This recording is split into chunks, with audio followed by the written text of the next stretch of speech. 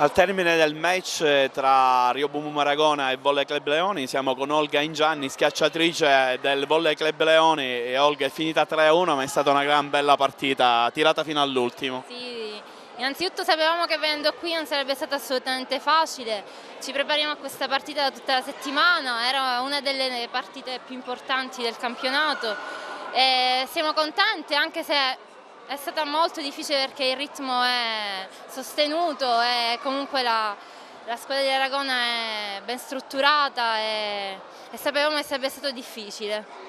Siamo con Gloria Bruno, libero del Volley Club Leoni. Alla fine, Gloria, cosa ha fatto la differenza? Una gran bella partita, ritengo. Sì, una bellissima partita, penso, non so, loro all'ultimo hanno sbagliato molto, c'è stato anche un po' di caos arbitrale, però penso la differenza l'abbiamo fatta noi, nel senso che non abbiamo sbagliato, abbiamo tenuto la testa, diciamo, concentrata e niente, non abbiamo mollato fino all'ultimo, abbiamo lottato e ce l'abbiamo fatta.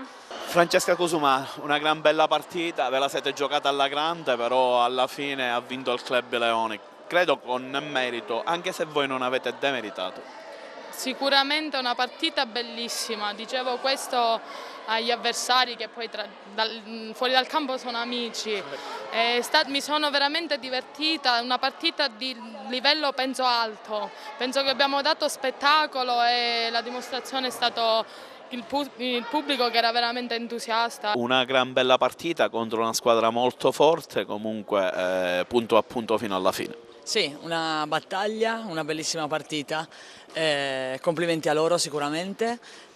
Noi purtroppo l'unico mio rammarico è che abbiamo regalato qualche punticino che non dovevamo regalare per poter competere con loro, però ci può anche stare, dai. In telecronaca la seguirete chiaramente, ho detto qualche volta che la differenza è stata nella ricezione in molti frangenti. Sì, più che la ricezione la battuta nostra. Noi purtroppo siamo molto carenti in battuta, lavoriamo ma poi quando arriviamo lì in partita non battiamo come vogliamo. Contro questa squadra bisognava battere bene perché hanno due signore centrali e quindi bisognava eliminare, diciamo, l'attacco al centro e non ce l'abbiamo fatta in tutti i frangenti della partita. Una sconfitta che non ridimensiona assolutamente le tue ragazze. No, le mie ragazze assolutamente no, stanno crescendo e sicuramente giochiamo molto meglio dell'inizio del campionato e dobbiamo continuare a lavorare. Soddisfatta della crescita della squadra quindi?